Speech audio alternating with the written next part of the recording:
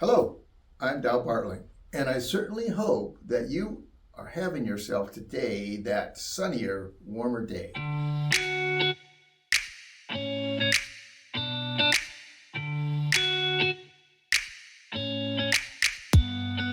Yes, the older I am, and it's happening every day. Nothing you can do about it. The older I am, the more that I think. And I'm thinking of the word of the year. Yes, they have declared a word of the year. This word seems to be most looked up, say, for example, on Google or something like this.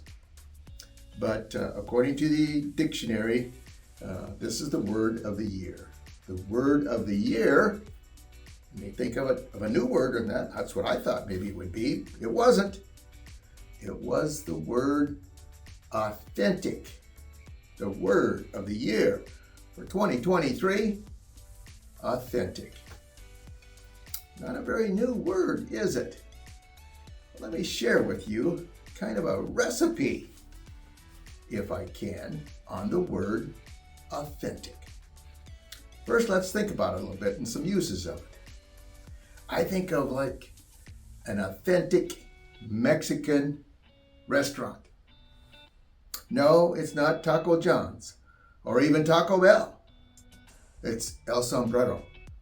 It's run by a family, from the cooks to the waiters and waitresses to the, I call them busboy. They're all related. It's a whole family. LaDonna and I call it an authentic Mexican restaurant. Or maybe an authentic Italian restaurant who makes the pizza just like they did in Napoli's. So they say. It is delicious. But other times they combine words kind of like authentic. I'm thinking of milk. Now, when I grew up and I thought of milk, getting down to the basics, I would think of milk coming from a mammal. Whether that be milk from a cow, milk from a goat, milk from a mammal.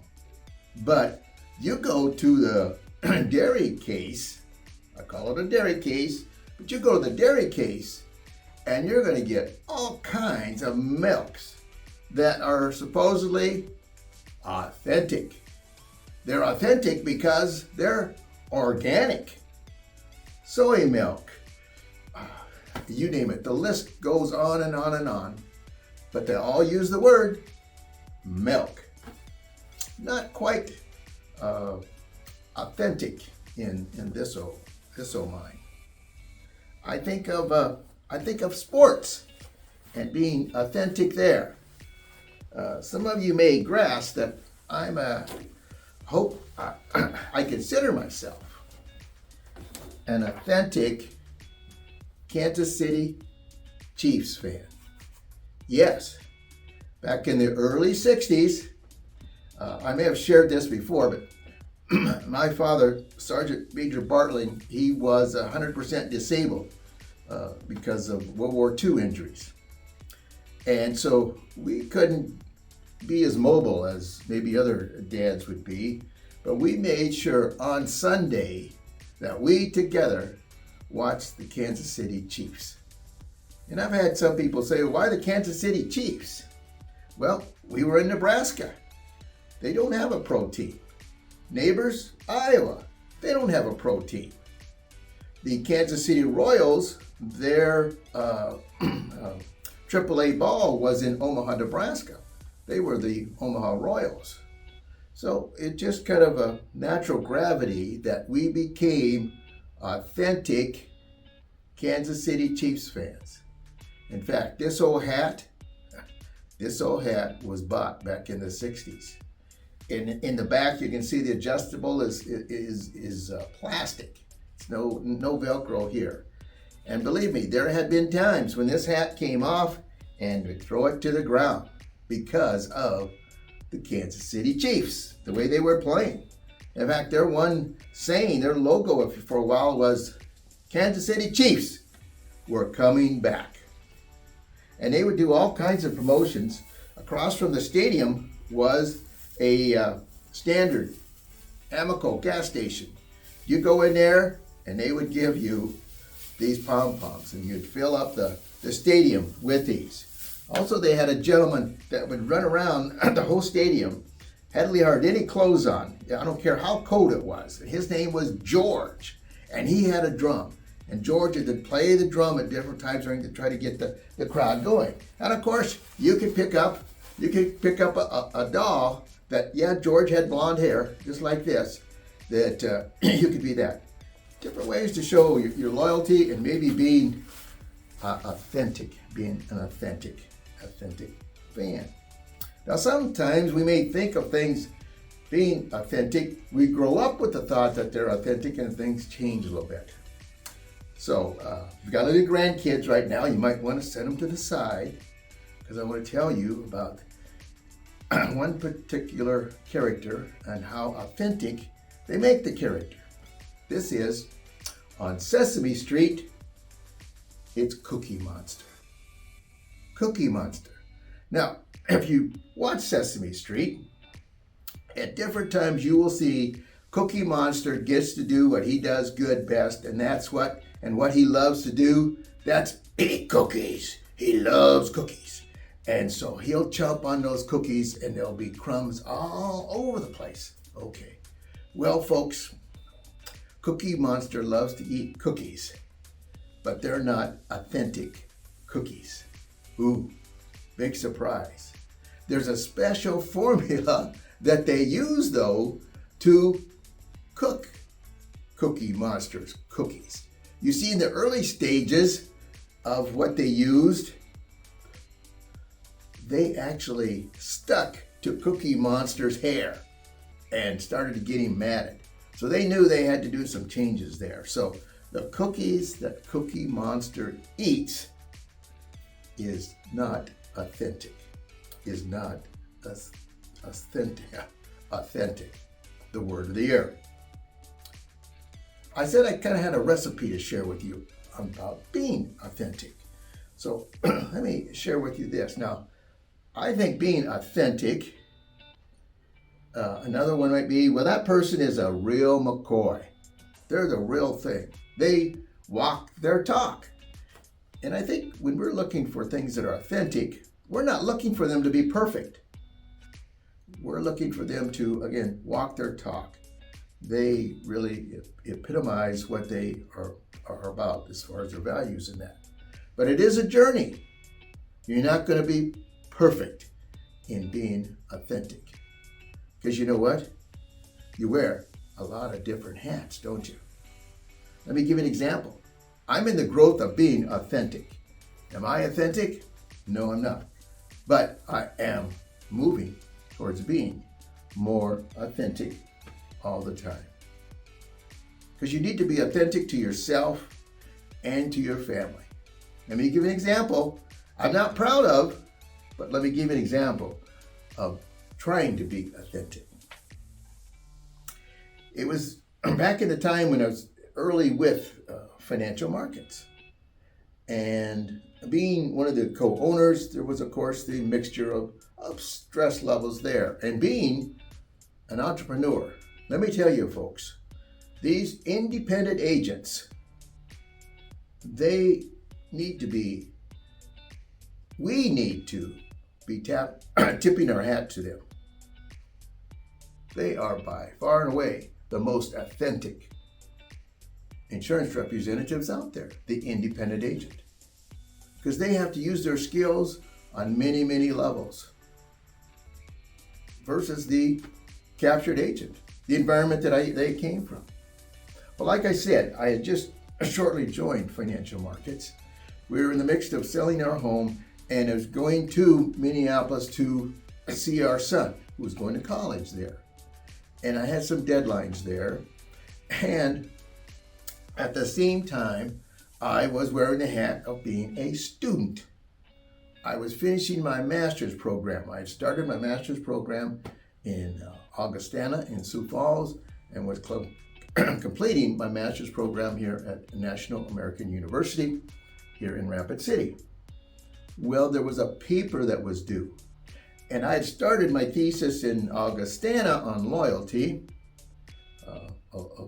a word that's close to me, and I was working on that. But I had all of a sudden these different commitments that I need to make, and I needed to go to Minneapolis. So while I was in Minneapolis, I had my computer with me, and I was looking on the website of helps. You could get helps with a paper, a lot of help. They helped a lot. And I was looking up a loyalty. And I was looking at this on my computer, and I look over, and who's looking at up over my shoulder?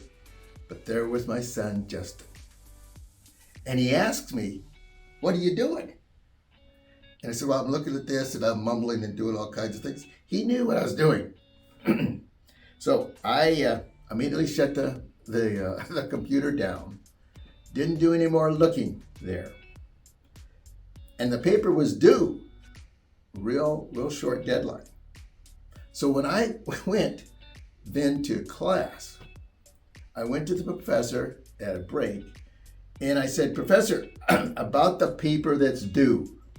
Now, you know, he's heard 101 excuses, right? And here we are in a master's class. Adults, or should be. They should be authentic by now. I said, "Professor, about the paper." He said, "Oh, yes, that was very good. I really enjoyed it, and I want you to know I give you a B." And I said, "Professor, that was my paper, right, that you're speaking of?" "Oh, yeah. Ed Bartling." Well, folks, not only was I not authentic at the time, neither was he. Because in checking, every single student, we got B's on that paper. He didn't look at the papers at all. He didn't look at my paper. He didn't look at any other associate's paper, because he had a deadline on when he had to get the grades in. And he didn't meet his deadline because they were asking him about it, other students. And that's when I was going to confess that I don't have a paper.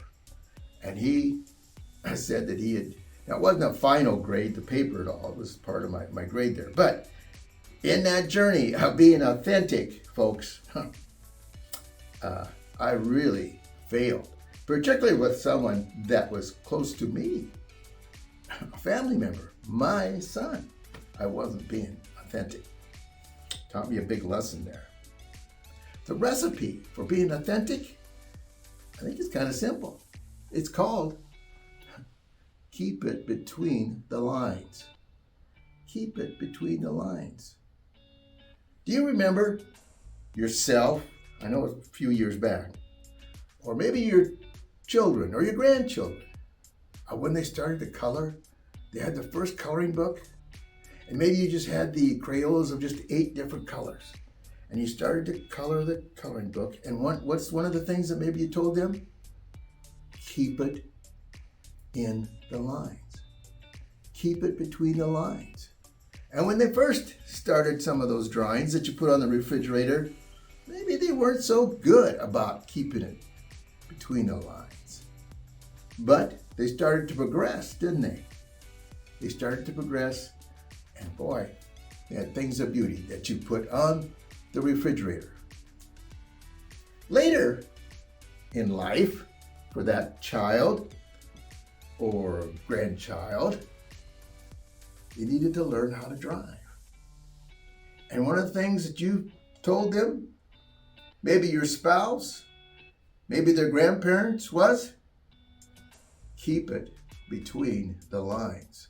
When they were starting to drive and you were over there and you were oh so nervous, but you were quiet, you told them to don't oversteer, keep it between the lines. I think that's the recipe for being authentic. Folks, you're going to have on your right side, you're going to have successes in your life. Boy, you feel real good about that. You were really authentic. Believe me, you weren't as good as you thought you were. Over here on the left side, you're going to have failures. And you're going to have failures, and believe me, folks, you're not as bad as you thought you were. The main thing is to progress. The main thing is to go forward. And doing so every single day, every opportunity that you have, whatever hat that you might be wearing, you're trying to be authentic and keep it between the lines. If you do so, then people will say, hey, they're pretty authentic. They're the real McCoy. And I think that's all we're asking of you, of me, and of our leadership in different leadership things, whether that be politics or whatever. Just keep it between the lines and be authentic. So I hope this kind of warmed you up a little bit so you have yourself a sunnier, warmer day. And until we talk again, I want you to take care, because you know why? We're in this together. And remember this, blessed are they who ease the pain of misfortune, for they shall be called insurance agents. Take care.